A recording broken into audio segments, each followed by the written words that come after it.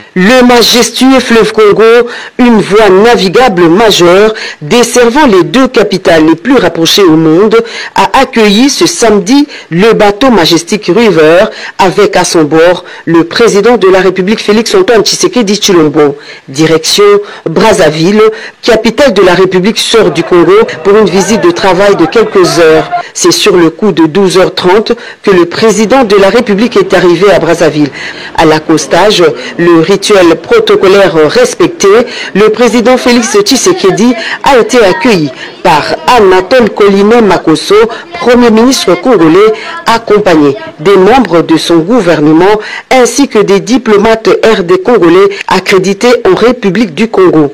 Après, le cortège a pris la direction du palais présidentiel où l'attendait son homologue, le président Denis Sassou Nguesso.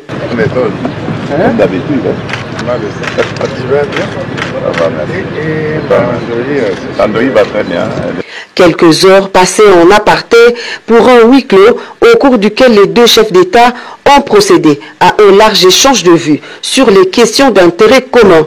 Félix Tshisekedi Tshilombo et Denis Sassou Nguesso se sont félicités des conclusions de la 10e session ordinaire de la commission mixte spéciale défense et sécurité entre les deux pays tenue du 10 au 13 novembre 2024 à Kinshasa, des travaux axés sur la dynamique de renforcement du bon voisinage.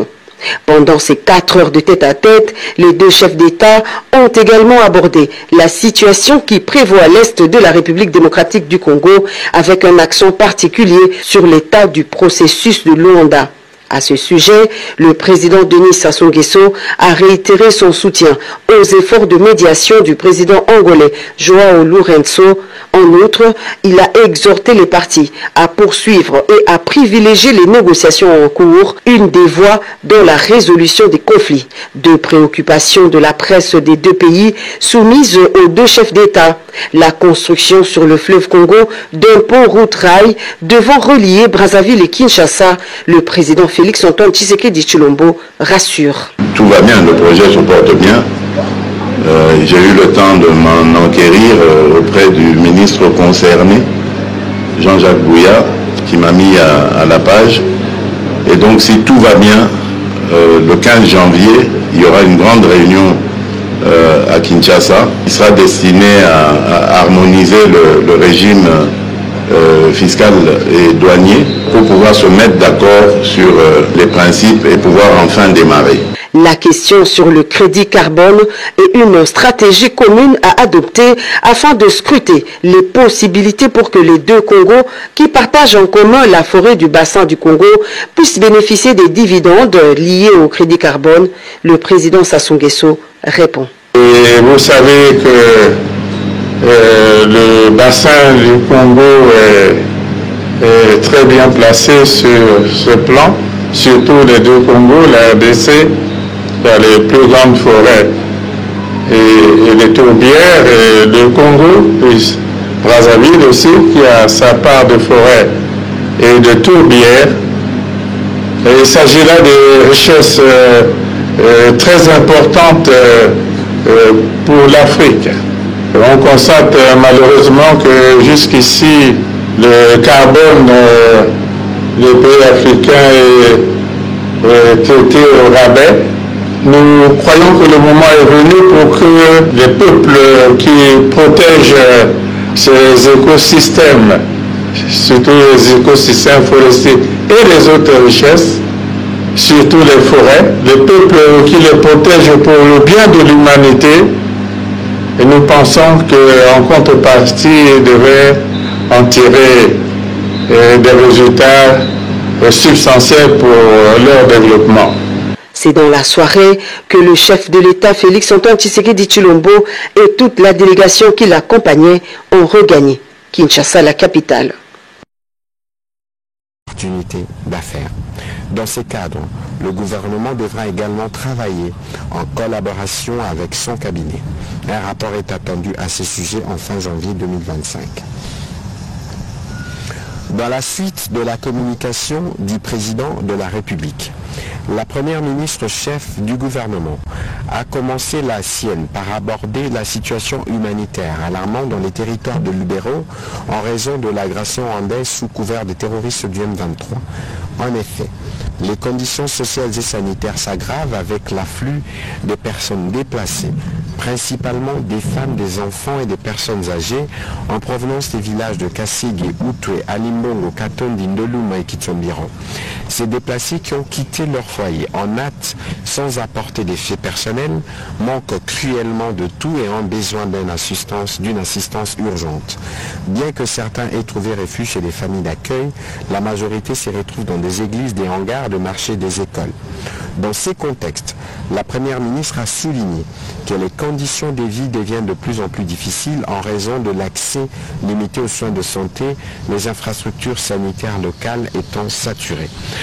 En conséquence et en prolongement des instructions du président de la République formulées au cours de la 25e réunion du Conseil des ministres du 6 décembre 2024, elle a demandé au vice-premier ministre, ministre de l'Intérieur, ainsi qu'à la ministre des Affaires sociales d'intégrer la situation alarmante qui sévit au territoire de Lubero dans les plans d'urgence pour la gestion des crises et des catastrophes en cours d'élaboration. Par ailleurs, la première ministre a insisté pour que toutes les mesures nécessaires soient prises pour renforcer les capacités d'intervention des structures d'alerte et de réponse aux catastrophes humanitaires, notamment celles de la Caisse de solidarité nationale et de gestion humanitaire des catastrophes en leur fournissant les ressources matérielles et financières indispensables. Sur un autre volet, la première ministre est revenue sur la mise en œuvre de projets d'infrastructure dans le cadre du contrat SICOMIN, où la partie congolaise, représentée par l'Agence de pilotage, de coordination et de suivi des conventions de collaboration APCSC, ainsi que par l'Agence congolaise de grands travaux, a signalé quelques difficultés concernant la mise en œuvre des projets d'infrastructure en cours. Ces matières ont fait l'objet d'une réunion entre la première ministre et les deux agences citées, la partie chinoise, et se sont poursuivies cet après-midi autour du président de la République. Des discussions ont permis de baliser la voie à une solution qui permette l'accélération du financement, entre autres, des travaux d'infrastructure dans la ville-province de Kinshasa. Au deuxième chapitre du Conseil des ministres de ce jour, relatif au point d'information, le vice-premier ministre, ministre de l'Intérieur, a présenté au Conseil le rapport sur l'état et l'administration du territoire, où l'état d'esprit de la population demeure globalement calme et a été marqué par les diverses réactions et commentaires sur l'absence du président rwandais à la rencontre tripartite prévue le 15 décembre dernier à Luanda, en Angola, des réactions à la suite de l'inauguration par le président de la République du vol inaugural de la société Air Congo et une grande satisfaction après la convocation du chargé d'affaires ougandais par la ministre d'État, ministre des Affaires étrangères, au sujet des propos du chef d'état-major général de l'armée ougandaise sur les opérations dans l'est de la RDC. Au plan politique, il a fait état de la bonne tenue le 15 décembre 2024 des élections législatives dans les territoires de Massi-Manimba dans la province du Kwilu et de Yakoma dans la province du Nord-Ubangi et la publication des résultats provisoires qui a suivi le 17 décembre 2024. Aussi faudrait-il souligner les espoirs d'une paix durable entre les communautés de la province de la Chopo avec la tenue du 17 au 19 décembre 2024 du forum de réconciliation initié par le président de la République. Ce forum s'est clôturé avec l'adoption des résolutions assorties d'un timing d'exécution pour la réconciliation des impératifs coutumiers et à cet effet, la date du 20 janvier 2025 a été choisie comme date de départ et c'est pour permettre à tous les ressortissants de la Chopo en particulier et ceux de l'espace grand oriental en général qui ont pris part des exécutés. Un acte d'engagement entre les représentants de deux communautés Mbole et Longola, assistés par la communauté Kumu, a été signé. Par ailleurs, suite à la préoccupation soulevée par les statuts du secteur de Lubu-Yabera, dont les limites avec les autres entités posent problème, l'Institut géographique du Congo a été chargé de produire une carte indiquant les limites de la ville de Kisangani avec les territoires de Pala et d'Ubundu. Le gouvernement de la République, à travers le ministère de l'Intérieur, va mettre sur pied une feuille de route pour faire le suivi et évaluation de la mise en œuvre des résolutions issues de ces forums historiques.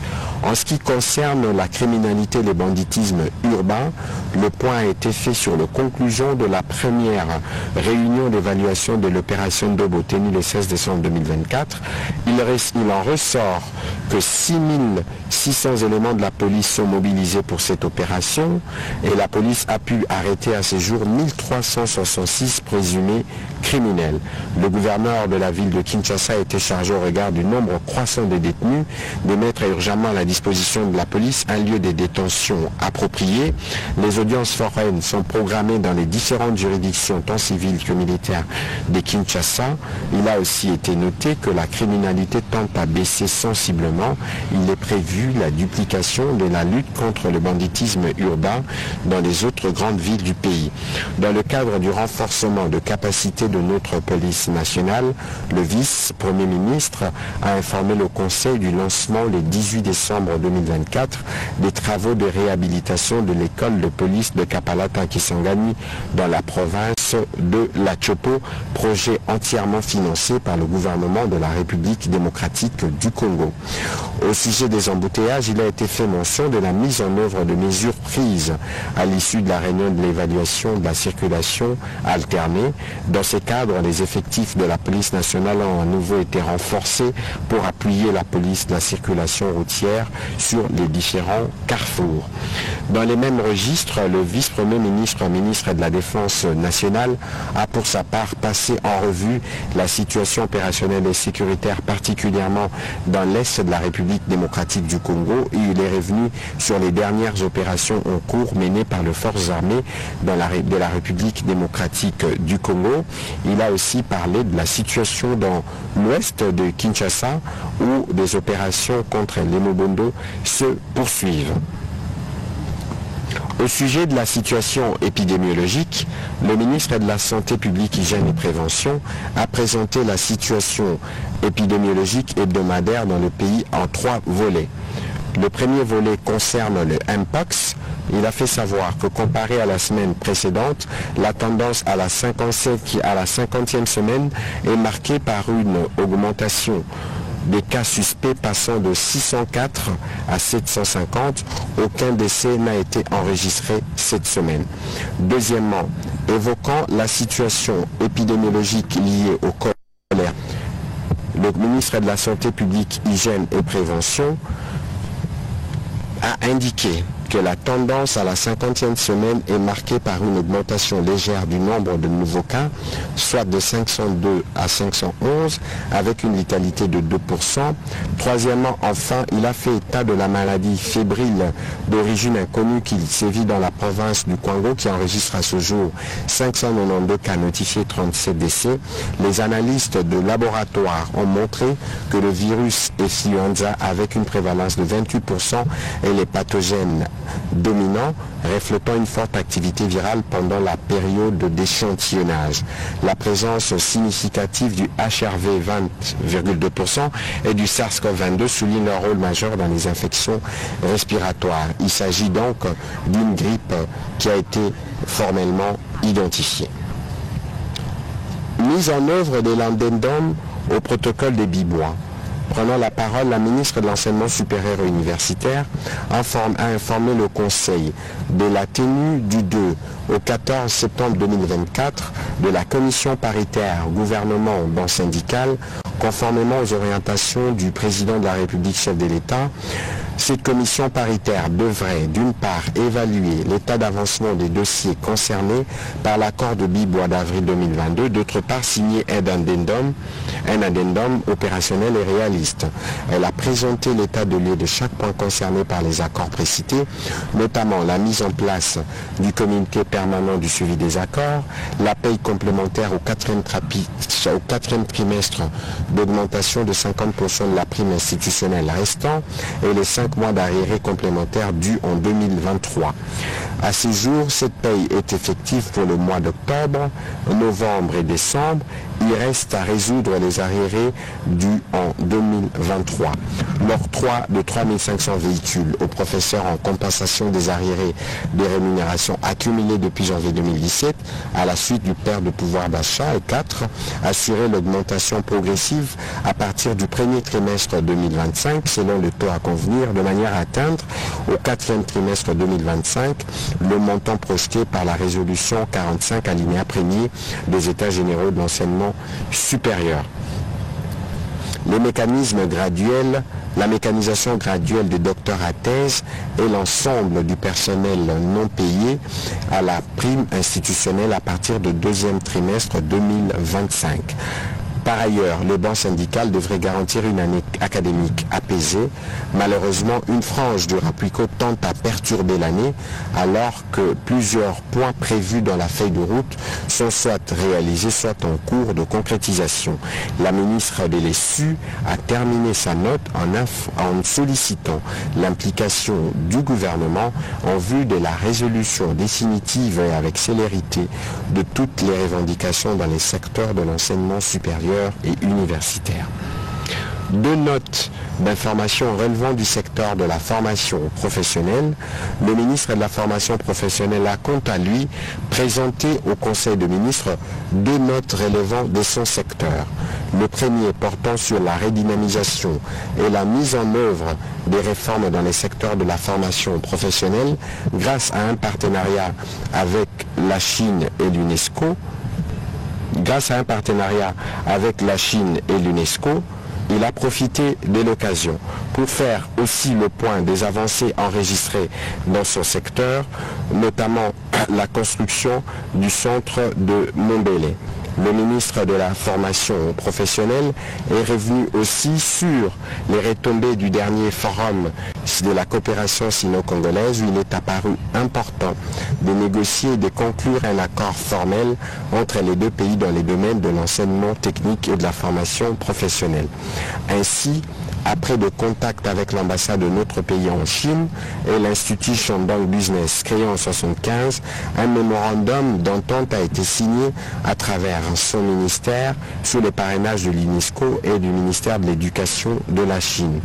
Un plan de mise en œuvre de collaboration est déjà en cours de finalisation entre les 2 parties et prévoit plusieurs actions à partir de 2025.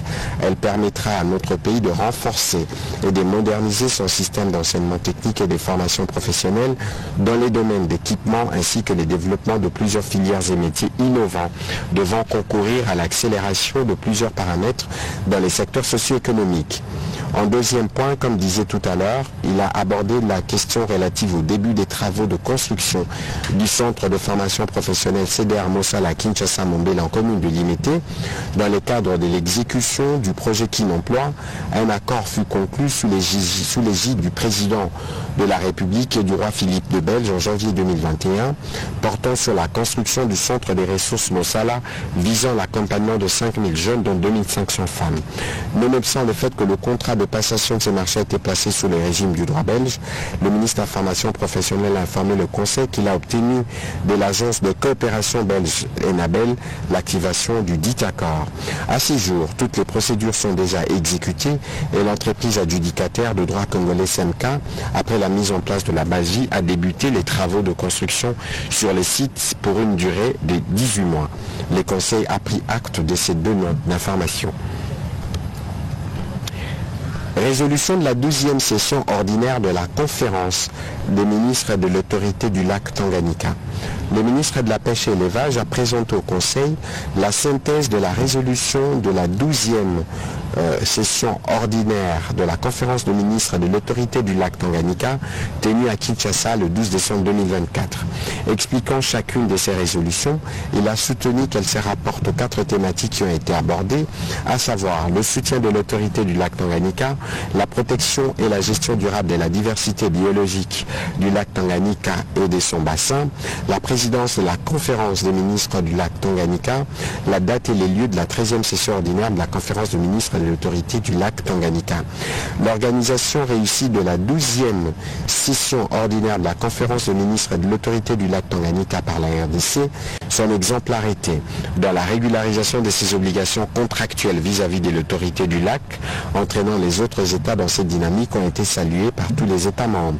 Cette session a été marquée par l'entrée en fonction du ministre de la Pêche et de l'Élevage de la République démocratique du Congo en sa qualité du président en exercice de la conférence de ministres de l'autorité du lac Tanganyika.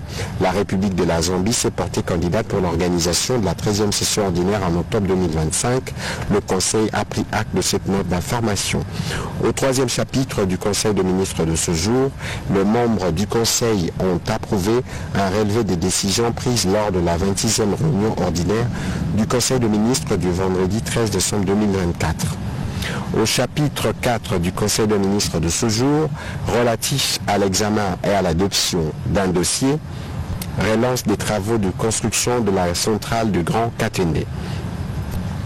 Le ministre des Ressources hydrauliques et électricité a fait le point du nouveau scope sur la relance des travaux de construction de la centrale de Grand Katende ainsi que les lignes de transport et les réseaux de distribution associés.